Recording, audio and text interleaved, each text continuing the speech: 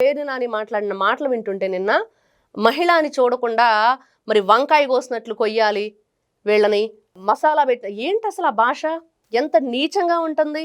ఇదే మీరు మాట్లాడేది? మీరు మంచివాళ్ళా?